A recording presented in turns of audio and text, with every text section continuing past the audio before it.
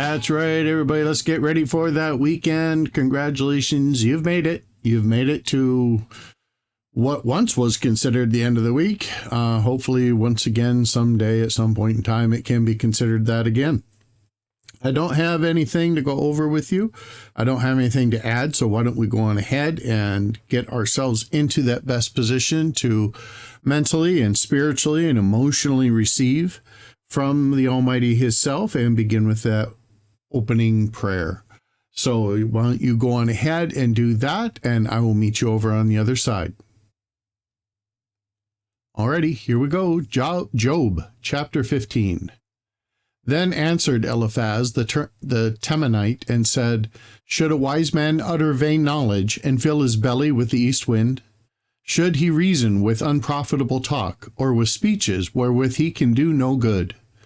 Yea, thou casteth off fear, and restraineth prayer before God.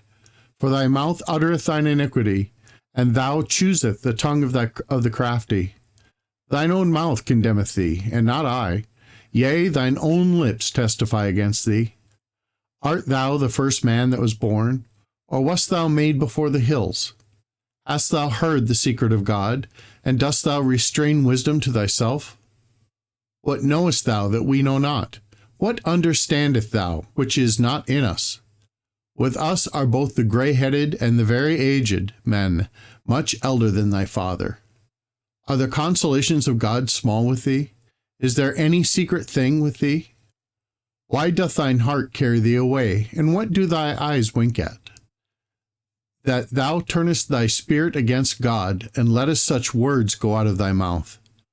What is man that he should be clean, and he which is born of a woman that he should be righteous? Behold, he putteth no trust in his saints, yea, the heavens are not clean in his sight. How much more abominable and filthy is man which drinketh iniquity like water? I will show thee, hear me, and that which I have seen I will declare, which wise men have told from their fathers, and have not hid it. Unto whom alone the earth was given, and no stranger passed among them. The wicked man travaileth with pain all his days, and the number of his years is hidden to the oppressor. A dreadful sound is in his ears. In prosperity the destroyer shall come upon him.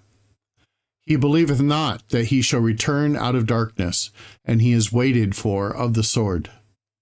He wandereth abroad for bread, saying, Where is it? He knoweth that the day of darkness is ready at his hand. Trouble and anguish shall make him afraid. They shall prevail against him, as a king ready to the battle. For he stretcheth out his hand against God, and strengthened himself against the Almighty.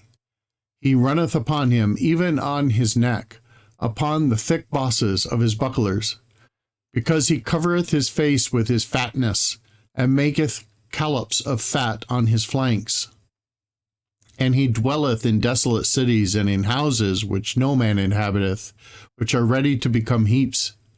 He shall not be rich, neither shall his substance continue, neither shall he prolong the perfection thereof upon the earth.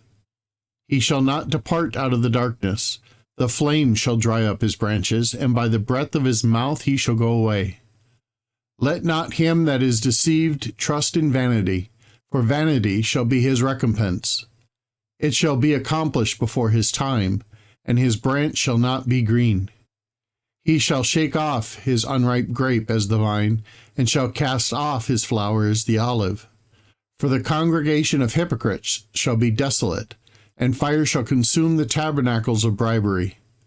They conceive mischief and bring forth vanity, and their belly prepareth deceit. Chapter 16. Then Job answered and said, I have heard many such things. Miserable comforters are ye all.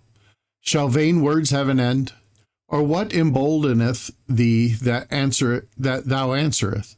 I also could speak as ye do. If your soul were in my soul's stead, I could heap up words against you, and shake mine head at you. But I would strengthen you with my mouth, and the moving of my lips should assuage your grief. Though I speak, my grief is not assuaged, and though I forbear, what am I eased? But now he hath made me weary. Thou hast made desolate all my company, and thou hast filled me with wrinkles, which is a witness against me, and my leanness rising up in me beareth witness to my face. He teareth me in his wrath, who hateth me. He gnasheth upon me with his teeth. Mine enemy sharpeneth his eyes upon me.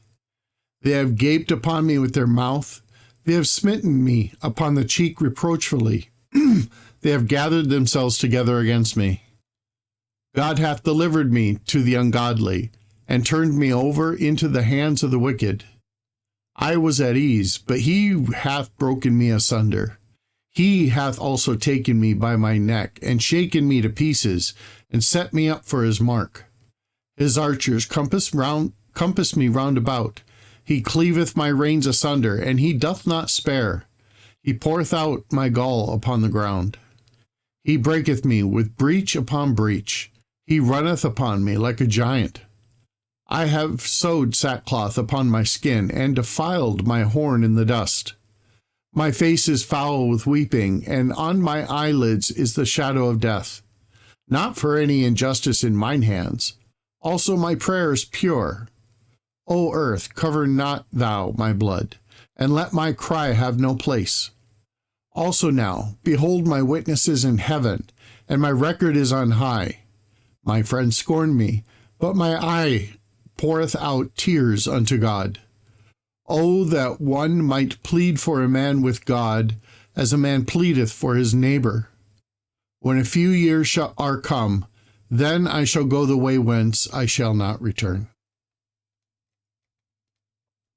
Alrighty, folks, that is going to conclude our reading for the week. I do hope that all of you have an excellent weekend. I hope your week has been free of troubles and concerns. And never, ever forget, God loves you.